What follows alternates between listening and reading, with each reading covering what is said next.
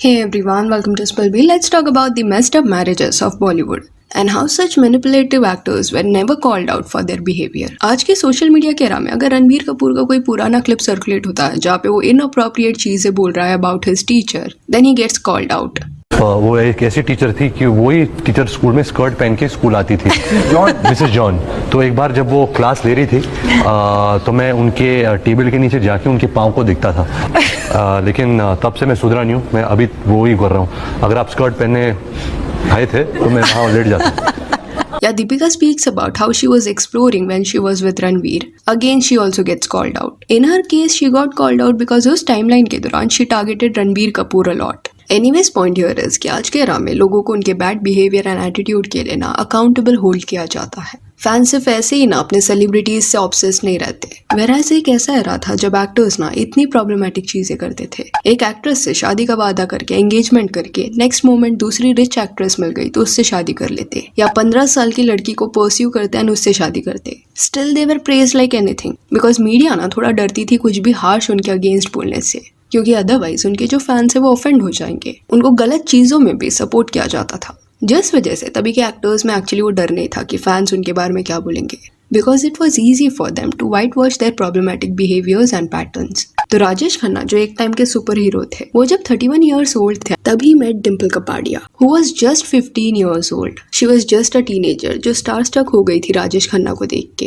And she fell for him. See when you are a teenager ना किस पे crush जल्दी से हो जाना it is very easy, but Rajesh Khanna यहाँ पे अडल्ट थे. Instead of ignoring this he also pursued हो. वो उसके साथ रिलेशनशिप में आए एंड मार्च 1973 को ही मैरिड हो. She was not even 18. Almost 16 years का ना इनका एज डिफरेंस था. प्लस राजेश खन्ना का ना हमेशा से डिमांड ये रहा था उस एरा में कि उनकी वाइफ हाउस वाइफ रहेगी, वो फिल्म में ये एक्टिंग वगैरह नहीं करेगी. एंड डिम्पल कपाड़िया जो थी वो उस एरा में एक्टिंग करना चाहती थी. बॉबी करके एक फिल्म भी उन्होंने कर लिया था बट वो शादी से पहले रिलीज नहीं हुआ था. सितंबर 1973 को बॉबी रिलीज हुआ एंड तब डिम्पल का एज 16 ईयर्स था. एंड रातों रात डिम्पल जो है ना वो एक स्टार बन गई.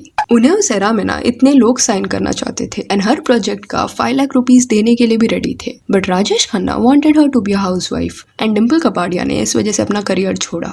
वो इतनी यंग थी कि तभी वो समझ नहीं पाई कि कौन से अपॉर्चुनिटी को मना कर रही है. एंड देन 16 ईयर्स की एज में ना वो प्रेग्नेंट हुई. दिसंबर 1973 को ट्विंकल खन्ना का जन्म हुआ एंड 1975 में और एक डॉटर उनको हुई.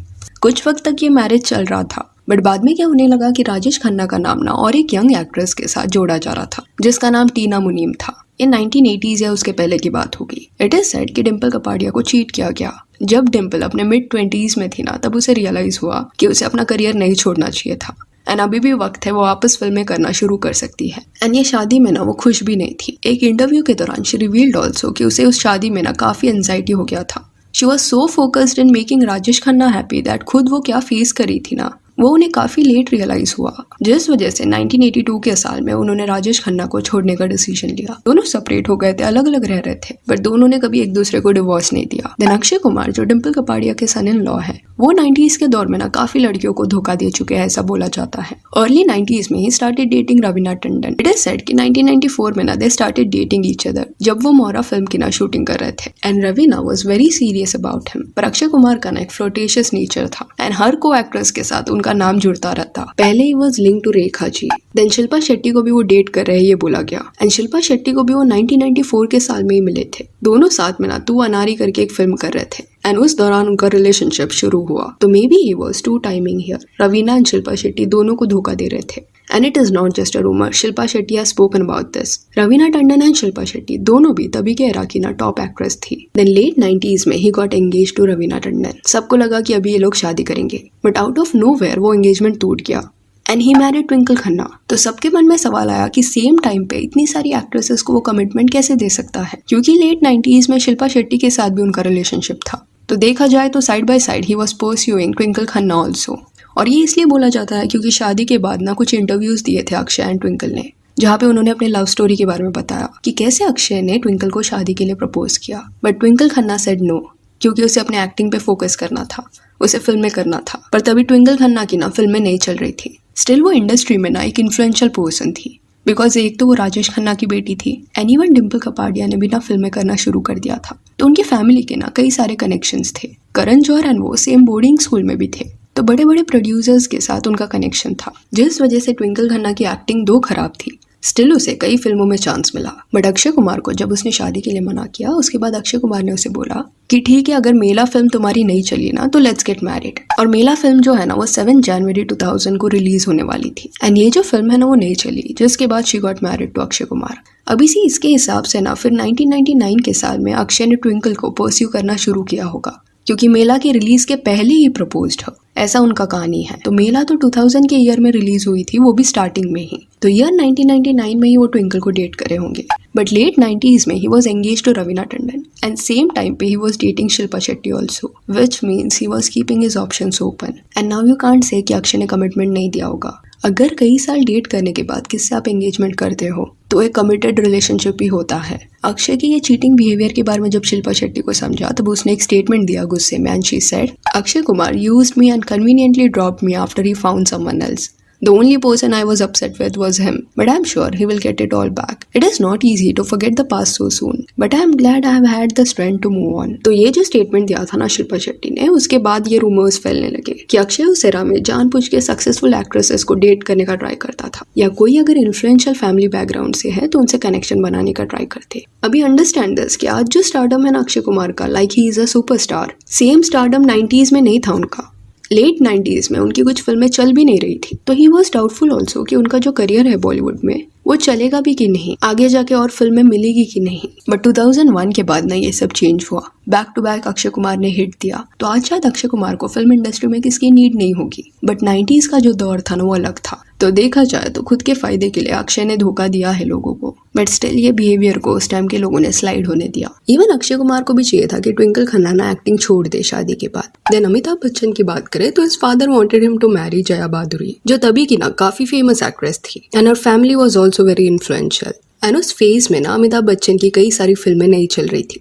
जंजीर करके ना मई 1973 को एक फिल्म उनकी रिलीज होने वाली थी, एंड अमिताभ वांटेड टू सी कि हाउ दैट फिल्म वर्क्स, तो कहीं ना कहीं उसके बाद ही उनको शादी करना था। बट हिज डैड इंसिस्टेड कि उसे जया से शादी कर लेनी चाहिए, अगर फिल्म हिट गई तो जया के साथ सेलिब्रेट करना। तो जंजीर फिल्म के ना रिलीज के बाद इन्होंने शादी किया, बट इनका जो रिश्ता था ना उसके पहले ही फिक्स हो चुका था। 1973 में ही गॉट मैरिड, एंड जंजीर जो फिल्म थी ना वो भी काफी ज्यादा हिट गई थी, एंड वहां से अमिताभ जी का जो करियर था ना वो अलग ही लेवल पे चला गया। वेराज जया जी जो थी ना वो तभी अपने करियर के पीक पे थी। स्टिल उन्होंने शादी के बाद फिल्मों से दूरी बना ली। फिर शादी के 3 साल बाद ही मेट रेखा। 1976 में अनजाने फिल्म के लिए ना रेखा एंड अमिताभ को साथ में कास्ट किया गया था। फिल्म की वजह से दोनों काफी वक्त बिना साथ में स्पेंड करने लगे। इट इज सेड कि इसी दौरान इन दोनों में अफेयर शुरू हो गया। They got really close. Set पे ना ऑलमोस्ट सबको इनके बारे में पता था। जब जया बच्चन को इसके बारे में समझा तब उन्होंने रेखा से ना बात करने का भी ट्राई किया, बिकॉज शादी से पहले रेखा एंड जया ना अच्छे फ्रेंड्स थे। तो जया बच्चन ने रेखा को ये अफेयर खत्म करने के लिए बोला, बिकॉज वो तो अपने हस्बैंड को कभी डिवोर्स नहीं देगी। तो ये पूरा लव ट्रायंगल ना काफी मेस्ड अप था। Amitabh Bachchan was openly disrespecting his wife.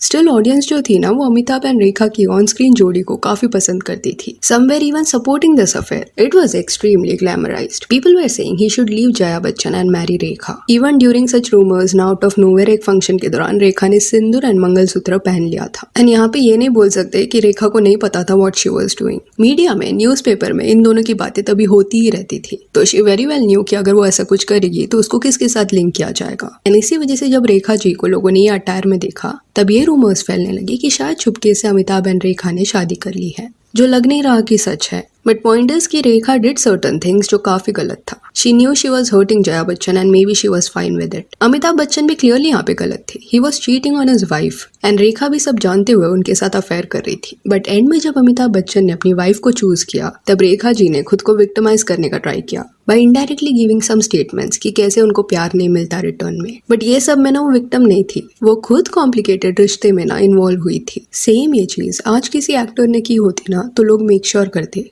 कि ये कभी भी ग्लैमराइज ना हो। फिर आमिर खान की भी ना सिमिलर कहानी है। He was married to Reena. इनका लव मैरिज था। रीना के जो पेरेंट्स थे वो ये शादी के अगेंस्ट थे, जिसके बाद आमिर खान एंड रीना घर से भाग गए एंड भाग के उन्होंने शादी कर ली। दोनों को साथ में 2 बच्चे हुए। देन जब लगान की शूटिंग में आमिर खान बिजी थे तब बिहाइंड द सीन में ना किरण राव भी उनके साथ काम कर रही थी। इट इज सेड कि वहां से उनका अफेयर शुरू हुआ। लगान की शूटिंग से वापस आने के बाद अपनी फर्स्ट वाइफ से ना वो अलग हो गए एंड देन कुछ इसके अगले साल he got married to Kiran Rao. तो एक पैटर्न देखने मिला है उस वक्त के एक्टर्स में कि सब कहीं ना शादी के बाद ये डिमांड रखते थे कि उनकी वाइफ को हाउसवाइफ बनना चाहिए, घर का ध्यान रखना चाहिए, फिल्मों से दूरी बनानी चाहिए, अपने काम से दूरी बनानी चाहिए। एंड शादी के कुछ साल बाद यही चीज उनको ना मे बी बोरिंग लगने लग जाता था एंड देन दी एक्ट्रेस या जो फीमेल्स उनकी टीम में काम करती थी बाहर, उनके साथ उनका अफेयर शुरू हो जाता या उनका नाम जुड़ने लग जाता। तो this is actually very sad. Loyalty was something जो उस समय के फेमस एक्टर्स में ना कहीं लैक करती हुई दिखाई दी। सो yeah, that's it for this video. Do let me know कि ये सारे एक्टर्स जो रहे हैं जिन्होंने ओपनली ऐसे मेस्ड अप चीजें की है, इस पे आपका क्या कहना है।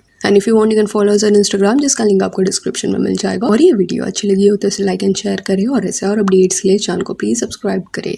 Thank you.